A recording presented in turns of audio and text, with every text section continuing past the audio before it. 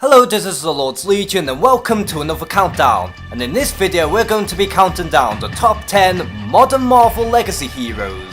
Now what I mean by modern legacy heroes are the characters who took up the mantle of certain heroes in recent memory. Now before anyone wonders where the hell is Beta Ray Bill on this list, or even why is Ben Reilly not on this list, or stuff like War Machine should be on this list too, and of course people would also mention Scott Lang as well. And all these characters have took up the mantles of certain characters many years ago, and perhaps maybe I might even do a list on the top 10 Marvel classic legacy heroes. So without further ado, let's begin with the countdown. So kicking off the list at number 10 we have Amadeus Cho as the totally awesome Hulk.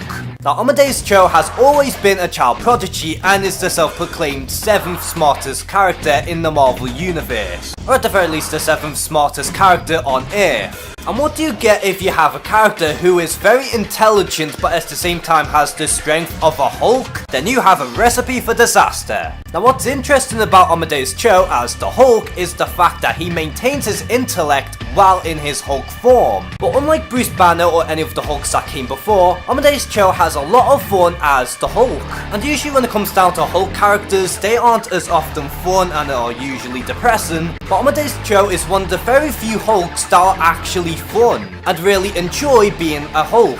Coming in at number 9 we have Sam Wilson as Captain America. Sam Wilson has always been one of Steve Rogers' closest friends and has been Falcon through most of his career. But as soon as Steve Rogers has lost his powers, and after a big sacrifice that Sam Wilson has done which half the heroes wouldn't even dare to accomplish, Sam Wilson decided to take on the mantle of Captain America, so that the legacy of Captain America won't die off. And what's interesting about Sam Wilson as Captain America is that despite how he always tries his very hardest to be Captain America, he always keeps doubting himself because he always feels like he's going to be overshadowed by the original. And after Steve Rogers came back as Captain America and after everything that's going on leading up to Secret Empire, Sam Wilson is more like Captain America than Steve Rogers is, which is a very interesting dynamic. Plus it's very interesting that Sam Wilson has not only Cap Shield but also the Falcon Wings as well. Coming at number 8 we have Victor Von Doom as the infamous Iron Man.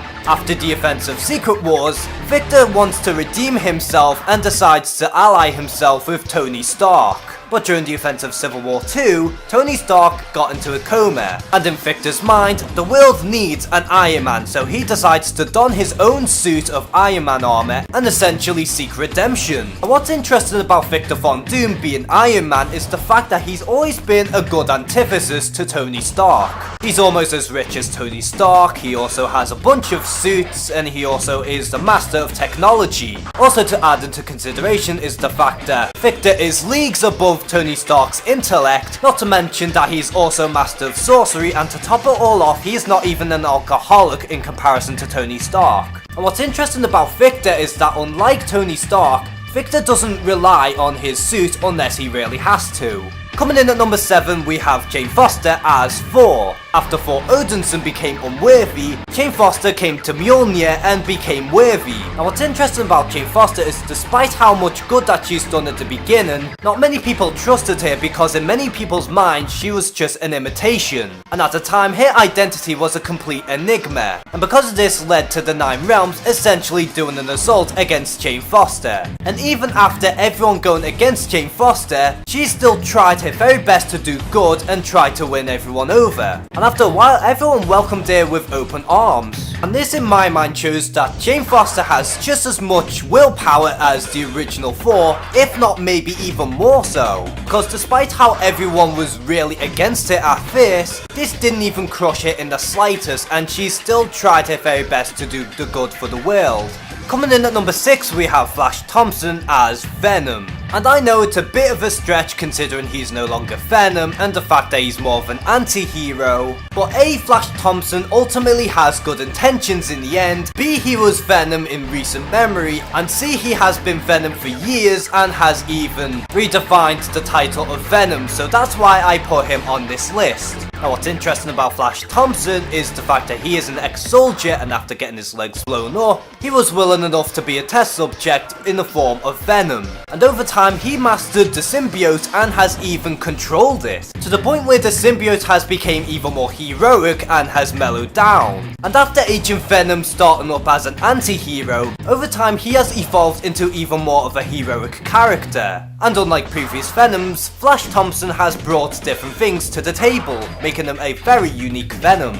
Coming in at number 5, we have Carol Danvers as Captain Marvel. Now throughout Carol's career as a hero, she was Miss Marvel, and in most story arcs she was either just kinda floating around, was kinda made irrelevant, or the fact that her character was damaged beyond repair, with a very strange storyline which I am not even going to get into. But when Carol Danvers made her triumphant return as Captain Marvel, she became an A-lister and even became the top female superhero in the Marvel Universe. And what's even more interesting about Carol Danvers as Captain Marvel is the fact that she takes on the mantle from Captain Marvel. And not only was Marvel Carol Danvers' ex-lover, but he also had a part in giving Carol her powers in the first place. And despite how in Civil War 2 they pretty much made her crazy, you can't deny that Carol Danvers as Captain Marvel is the best thing to ever happen to this character. Coming in at number 4, we have Robbie Reyes as the Ghost Rider. Robbie Reyes is a very interesting Ghost Rider because, unlike the previous Ghost Riders that came before him, Robbie Reyes does not have the spirit of vengeance, but rather a spirit of a serial killer who turns out to be his dead uncle.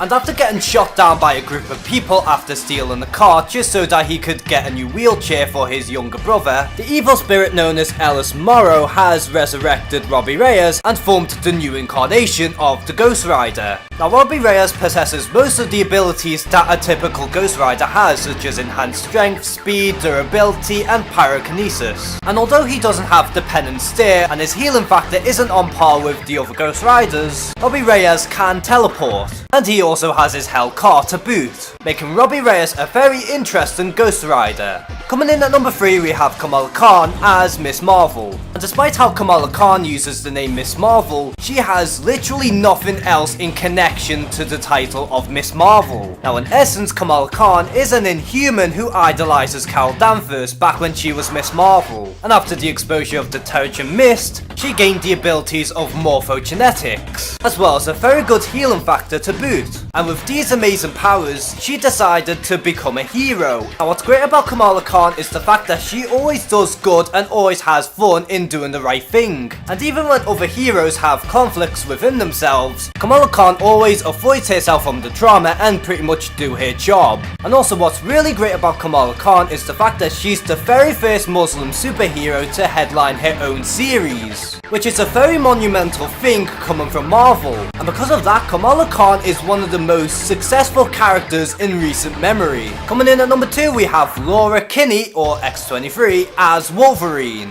Now what's interesting about X-23 is the fact that she's a legitimate clone of Logan. And although Logan is more experienced, X-23 is younger, faster, and maybe even more of a berserker than Logan ever was. And that mostly could be because of her age. And unlike Logan, X-23 has always been more rebellious, fun, and above all else, adventurous. But as soon as the real Wolverine died, X-23 decided to take on the mantle as the new Wolverine, and fulfilling her role as the new successor for Logan. And what's cool about X-23 is that not only does she have claws on her hands, but she also has 2 claws on her feet as well, which makes her fighting style all the more brutal and flashy in comparison to the original. And much like Logan, she still has her berserker rage, and because of her rebelliousness and her younger age, makes X-23 a very formidable opponent and a worthy character in being the new Wolverine.